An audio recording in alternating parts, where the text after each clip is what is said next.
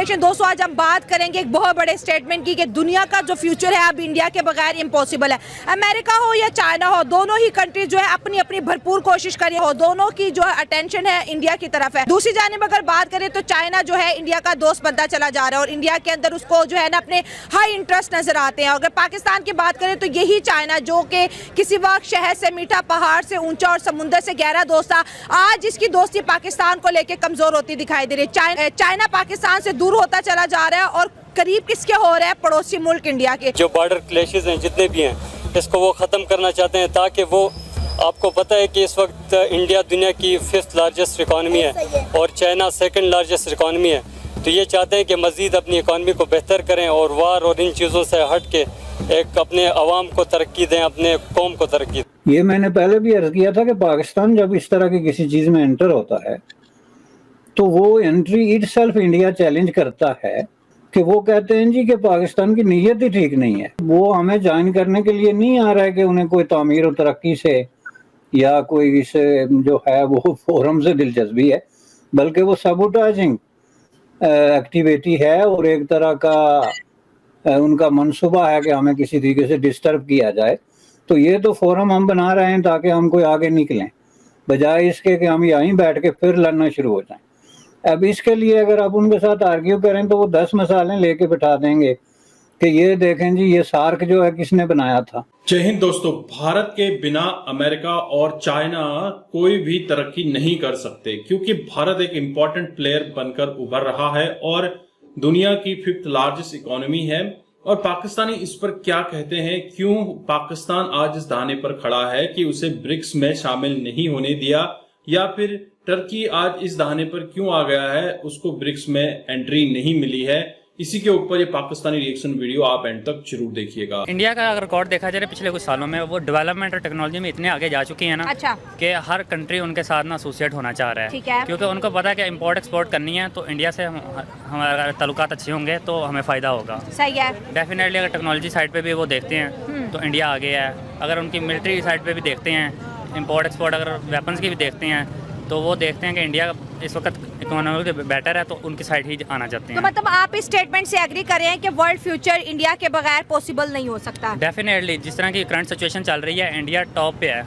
ठीक है। आगे हम समझते थे कि चाइना है, अमेरिका है, ये कंट्री ज़्यादा टॉप पे हैं, लेकिन अब जो सूरत हाल है उसमें इंडिया टॉप पे कंसीडर हो रहा है। अब वो कंट्रीज इंडिया की तरफ मूव कर रहे हैं कि हम इंडिया से हैंडशेक करें ताकि हमारा फ़ायदा फ्यूचर में हो। और बिल्कुल अभी ब्रेकिंग खबर ये है कि अमेरिका की कंपनी जो 6 साल पहले इंडिया के अंदर सब कुछ जो है बिसल कंपनी है जो कि क्लोज करके चली गई थी, वो वापस आ रही है। वो कंपनीज जो दुनिया के अंदर आप समझ लें कि एक बड़ा, जैसे आईफोन का हम बात करें या टेस्ला की बात करें, तो वो उनको भी अपना फ्यूचर अब इंडियन मार्केट में दिख रहा है। और डेफिनेटली जो री एंटर हुए हैं इंडिया में, उसकी रीज़न ही ये है, वो देख रहे हैं टेक्नोलॉजी में इंडिया जिस तरह आगे जा रहा है तो फ्यूचर में इंडिया से इंपोर्ट एक्सपोर्ट में करने में ही फ़ायदा है। दूसरे कंट्रीज इंडिया की तरफ मूव कर रहे हैं क्योंकि उनको पता है कि इस चीज़ में उनका फ़ायदा है। सर, तो इम्पोर्टेंट चीज़ ये है कि चाइना हमारा बेहतरीन दोस्त है। हम देख रहे हैं कि चाइना के टर्म्स पाकिस्तान के साथ हर गुजरते दिन के साथ ख़राब हो रहे हैं। तो चीन की जो क्लोजनेस है वो इंडिया के साथ बढ़ती हुई नज़र आ रही है। लद्दाख के ऊपर एग्रीमेंट कर लिया, ब्रिक्स में जो है दोनों लीडर्स मोदी साहब और शी जिनपिंग की मुलाकातें रही हैं, तो चाइना का झुकाव इंडिया की तरफ जा रहा है। उसकी मेन रीज़न ये है, जब सी पैक इधर स्टार्ट हुआ था तो पाकिस्तान में चाइनीज़ इंजीनियर्स वगैरह आते थे, चाइनीज़ आते थे, तो इधर जो उनको मिलिट्री प्रोवाइड की गई वो बहुत वीक थी। इंजीनियर्स पे हमला हुआ, बलोचिस्तान में जिस तरह के हालात थे, सी पैक पे आए दिन अटैक हो रहे हैं और वो तंग आके इस चीज़ से मूव किए हैं कि इधर तो हम सिक्योर ही नहीं है, तो इधर हमने फ्यूचर में करना क्या है। लेकिन अब चाइना ने देखा कि अब इंडिया के विदाउट वो चल नहीं सकते। हाँ। तो आपने ट्रेड करनी है अगर उनके साथ, तो आपको डेफिनेटली उनके साथ रिलेशन अच्छे करने पड़ेंगे। हाँ। तो इस वजह से अब वो इस साइड आए हैं कि रिलेशन बेटर किए जाएँ ताकि हम इंडिया में इन हो सकें। देखें, ये बहुत बड़ी डेवलपमेंट है। अगर आप एशिया को देख लें, एशिया में इस तरह की जो कंट्रीज़ हैं, पाकिस्तान और इंडिया का बहुत बड़ा इशू चल रहा है, इसी तरह चाइना और इंडिया का बहुत बड़ा इशू चल रहा है कश्मीर इशू पे। तो अगर कश्मीर के जो एरियाज़ है जहाँ पे इंडिया और चाइना का जो क्लैश चल रहा है, अगर वो मसला हल हो रहा है तो पाकिस्तान को भी सोचना चाहिए कि वो कश्मीर के ऊपर जो 75 साल से जो हमारा इशू चल रहा है इंडिया के साथ, हम भी इसमें हल कर सकते हैं और हम भी आगे बढ़ सकते हैं। क्योंकि अगर आप देखें पाकिस्तान की जितनी भी अप्रोच रही है वो इंडिया सेंट्रिक रही है।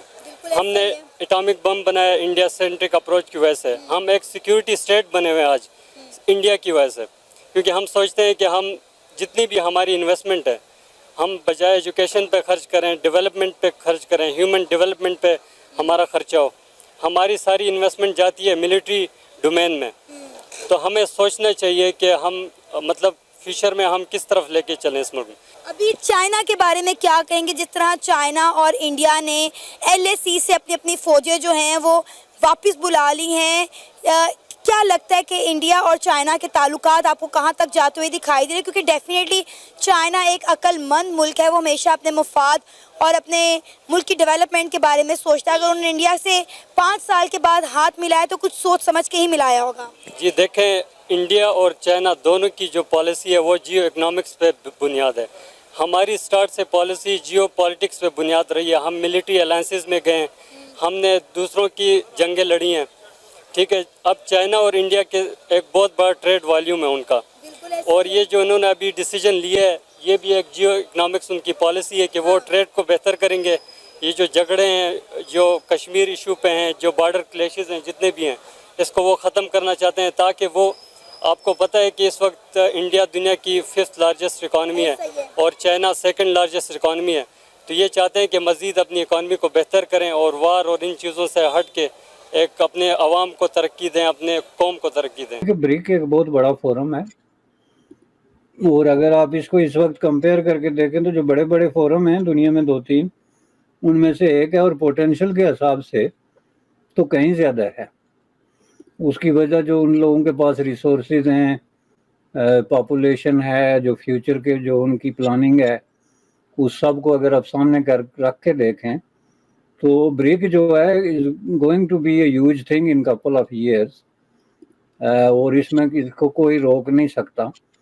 ये मैंने पहले भी अर्ज किया था कि पाकिस्तान जब इस तरह की किसी चीज़ में एंटर होता है तो वो एंट्री इटसेल्फ इंडिया चैलेंज करता है, कि वो कहते हैं जी कि पाकिस्तान की नीयत ही ठीक नहीं है। मैं स्टेटमेंट इंडिया की दे रहा हूँ कि इंडिया का इस पे मौक़िफ़ क्या है, कि वो हमें ज्वाइन करने के लिए नहीं आ रहा है कि उन्हें कोई तामीर और तरक्की से या कोई इस जो है वो फोरम से दिलचस्पी है, बल्कि वो सबोटाइजिंग एक्टिविटी है और एक तरह का उनका मंसूबा है कि हमें किसी तरीके से डिस्टर्ब किया जाए। तो ये तो फोरम हम बना रहे हैं ताकि हम कोई आगे निकलें, बजाय इसके कि हम यहीं बैठ के फिर लड़ना शुरू हो जाएं। अब इसके लिए अगर आप उनके साथ आर्ग्यू करें तो वो 10 मसालें लेके बिठा देंगे कि ये देखें जी, ये सार्क जो है किसने बनाया था, उसमें हमारा कंट्रीब्यूशन कितना था, उसको किस तरीके से जो है वो रोका गया, ये जो है ग्लोबल साउथ का इशू है ये किसने उठाया था, किस तरीके से हमने मुनाज़म किया, पाकिस्तान ने इसमें कैसे इसको तारपीड़ो करने की कोशिश की, ये जी फलान जो साउथ ईस्ट एशियन बेशुमार ऐसे जो फोरम्स हैं, और उनमें ये चीज़ वो क्लियरली उसको कहते हैं कि ये वजह है जिस वजह से हम पाकिस्तान को। तो दोस्तों, आपने ये वीडियो देखी और आपको आइडिया लग गया होगा कि पाकिस्तान में चल क्या रहा है। पाकिस्तान के यूथ ने जिस तरह से कहा कि हमारी अब तक की जो फोकस रही है ये सिर्फ डिफेंस सेंट्रिक रही है, हमारा ज्यादा से ज्यादा जो बजट का पैसा है वो डिफेंस में जाता है, हमने न्यूक्लियर बनाया वो इंडिया सेंट्रिक रहा है। इसके अलावा अभी तक जो कुछ भी रहता है, जितना भी अगर हम डेवलपमेंट का पैसा लगाएं तो वो सब डिफेंस में ही जाता है। बाकायदा इंडिया डिफेंस के लिए अपना बजट जरूर रखता है, लेकिन ह्यूमन डेवलपमेंट और इकोनॉमी के बूस्ट के लिए लगातार काम करता रहता है, एजुकेशन के ऊपर काम होता है, और इसी वजह से आज इंडिया के लोगों की डिमांड दुनिया में बढ़ रही है। और इंडिया इतना बड़ा मार्केट इस वजह से बन पाया है कि पर कैपिटा इनकम इंक्रीज हुई है। अगर आदमी के पास पैसा नहीं है खरीदारी करने के लिए, शॉपिंग करने के लिए, तो फिर वहां पर कोई कंपनी क्यों अपना प्लांट लगाएगी, कोई कंपनी वहां पर अपना क्यों इन्वेस्टमेंट करेगी।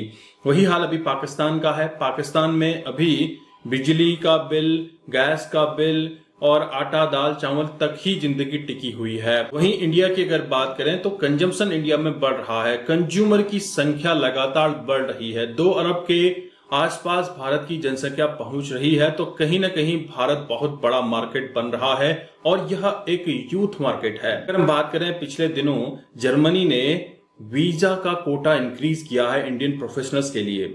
जो वीजा का कोटा 20,000 था इंक्रीज करके 90,000 कर दिया है। अब जर्मनी को जरूरत क्यों पड़ रही है? इसी तरह से यूरोप की बहुत सारी कंट्रीज हैं, अमेरिका है, कनाडा है, ये सारी कंट्रीज अभी इंडियन यंग प्रोफेशनल्स को क्यों ले रही है? ये आईटी सेक्टर से हो सकते हैं, मेडिसिन, हेल्थ केयर, इंजीनियरिंग, किसी ऐसे सेक्टर से जहां उनकी रिक्वायरमेंट है। ये सब यूथ को क्यों अट्रैक्ट कर रहे हैं? दरअसल इन सारी कंट्रीज की जो पॉपुलेशन है, एजिंग है, सारी जो पॉपुलेशन अभी काम कर रही है ये बूढ़ी होती जा रही है, तो नए ब्लड की जरूरत है, नए लोगों की जरूरत है। तो ऐसे में इंडिया ही एक मात्र जरिया बनकर उभर रहा है और नरेंद्र मोदी के कामों से लगातार यही झलक रहा है कि भारत तरक्की कर रहा है। आपने देखा एलएसी पर लगातार जो 5 सालों से तनातनी बनी हुई थी 2020 के बाद से, ब्रिक्स समिट शुरू होते ही ये सॉल्व हो गया, एग्रीमेंट साइन हो चुका है। हालांकि चाइना भरोसा करने लायक नहीं है। चाइना ने पहले भी एग्रीमेंट किए हैं, एग्रीमेंट तोड़े हैं, हो सकता है ये एग्रीमेंट भी तोड़े। फिलहाल चाइना ये एग्रीमेंट नहीं तोड़ेगा क्योंकि उसको रिक्वायरमेंट है अपनी इकोनॉमिक ग्रोथ के लिए भारत की। तो भारत से पंगा लेना अभी किसी भी कंट्री को भारी पड़ सकता है। जिस तरह से कनाडा ने भारत से पंगा लिया, तो आज कनाडा में जो एजुकेशन के लिए स्टूडेंट्स आते हैं उनकी संख्या घट रही है और वहां पर ट्रूडो के जो बयानात आ रहे हैं कि हम इमिग्रेशन या टेम्पररी वर्कर्स पे लगाम कसेंगे, कम लोगों को बुलाएंगे, तो इससे भी कनाडा की पॉपुलेशन, कनाडा की इकोनॉमी में असर पड़ेगा। दोस्तों, पाकिस्तान को मिर्ची इसलिए लगी है क्योंकि पाकिस्तान को कहीं कोई पूछ नहीं रहा है। वहीं टर्की के हालात भी पाकिस्तान जैसे ही होने हैं। आपके क्या विचार हैं? अपने विचार कमेंट में जरूर रखिएगा। चैनल पर नए हैं, चैनल को सब्सक्राइब करें। हम आपको मिलते हैं अगले वीडियो में, तब तक अपना ध्यान रखिए। जय हिंद, जय भारत, जय श्री राम।